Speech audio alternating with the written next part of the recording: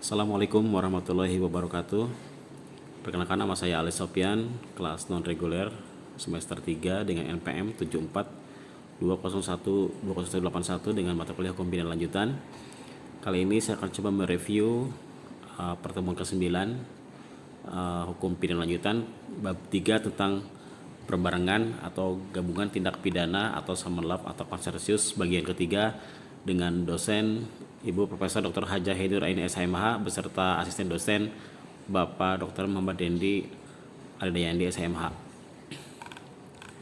Perbarengan perbuatan atau consortium realis diatur dalam pasal 65 sampai dengan pasal 71 KUHP, di mana consortium realis berupa kejahatan yang diancam pidana pokok sejenis, yaitu terhadap kejahatan ditambah dengan kejahatan. Pasal 65 yaitu hanya dikenakan satu pidana dengan ketentuan bahwa jumlah pidana maksimum tidak boleh lebih dari maksimum pidana terberat ditambah sepertiganya.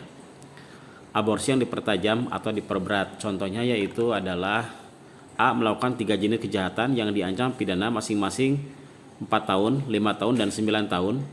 Terhadap hal ini pidananya adalah 9 tahun, ditambah seperti kali 9 sama dengan 12 tahun. A. Melakukan 2 jenis kejahatan yang diancam 1 tahun dan 9 tahun. Dalam hal ini, pidana yang dikenakan adalah 10 tahun dan bukan 9 tahun ditambah seperti kali 9 sama dengan 12 tahun, karena melebihi jumlah maksimum pidana untuk masing-masing kejahatan. Contohnya, Dedi melakukan pencurian dengan ancaman hukuman pidananya 5 tahun, melanggar pasal 362 KUHP, dan Dedi juga melakukan pemerkosaan melanggar pasal 285 KUHP yang ancamannya hukumannya pidananya 12 tahun. Serta Dedi membunuh si korban melanggar pasal 338 KUHP dengan ancaman hukum pidananya 15 tahun. Terhadap perbuatan ini Dedi dijatuhi hukuman pidananya 15 tahun ditambah sepertiga kali 15 sama dengan 20 tahun. Jadi Dedi dijatuhi hukuman 20 tahun penjara. Yang kedua ada Dani, seorang preman, melakukan pemerasan terhadap seorang pedagang buah di Jalan Raya Cianjur. Pihak pedagang dipalak Dani terkena pasal 368 ayat 1 KUHP. Pemerasan dan pengancaman dengan ancaman hukumannya adalah 9 tahun, serta Dani juga melakukan pemukulan terhadap pedagang buah itu hingga luka-luka. Dan Dani juga terancam pidana KUHP pasal 360 ayat 1 dengan ancaman pidana kurungan 1 tahun. Dalam hal ini, pidana yang dikenakan adalah 10 tahun dan bukan 9 tahun ditambah seperti kali 9 sama dengan 12 tahun, karena melebihi jumlah maksimum pidana untuk masing-masing kejahatan. Jadi Dani dijatuhi hukuman 10 tahun penjara. Consortium realis yang berupa kejahatan yang diancam pidana pokok tidak sejenis, yaitu berupa kejahatan ditambah pelanggaran. Menurut pasal 66 KUHP, untuk semua jenis ancaman pidana tiap-tiap kejahatan dijatuhkan tetapi jumlahnya tidak boleh melebihi maksimum pidana terberat ditambah sepertiganya. Sistem ini disebut kumulasi yang diperlunak atau diperingan. Contoh, A melakukan 2 perbuatan, yaitu pelanggaran dan kejahatan, yang masing-masing dipidana 9 bulan kurungan dan 2 tahun penjara. Dalam hal ini, semua jenis pidana atau kurungan dan penjara harus dijatuhkan. Adapun maksimumnya adalah 2 tahun ditambah sepertiga kali 2 tahun. 2 tahun 8 bulan sama dengan 32 bulan. Jadi pidana yang dijatuhkan adalah bukan jumlah keseluruhan 9 bulan ditambah 2 tahun. Sama dengan 2 tahun 9 bulan sama dengan 33 bulan.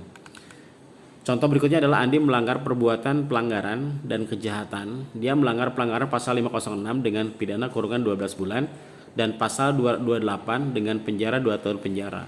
Maka semua jenis pidana harus dijatuhkan kurungan dan penjara.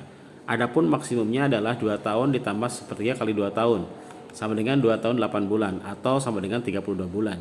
Jadi pidana yang dijatuhkan adalah bukan jumlah keseluruhan 12 bulan ditambah 2 tahun atau sama dengan 2 tahun 12 bulan atau 36 bulan. Consortium realis pelanggaran ditambah pelanggaran diatur dalam pasal 70 KUHP dengan sistem pemidanaan disebut kumulasi atau pidana sejenis, yaitu tiap-tiap pidana dijumlahkan. Contoh, A melakukan 2 pelanggaran yang masing-masing diancam pidana kurungan 6 bulan dan 9 bulan, maka seharusnya maksimum pidananya adalah 6 ditambah 9 sama dengan 15 bulan. Tetapi menurut pasal 70 ayat 2 KUHP, sistem kumulasi itu dibatasi sampai maksimum 1 tahun 4 bulan kurungan.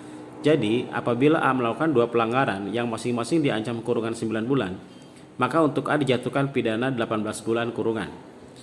Hal ini bertentangan dengan pasal 70 ayat 2 KUHP, yaitu pidana maksimum yang harus dijatuhkan bukan 18 bulan tetapi 16 bulan atau 1 tahun 4 bulan.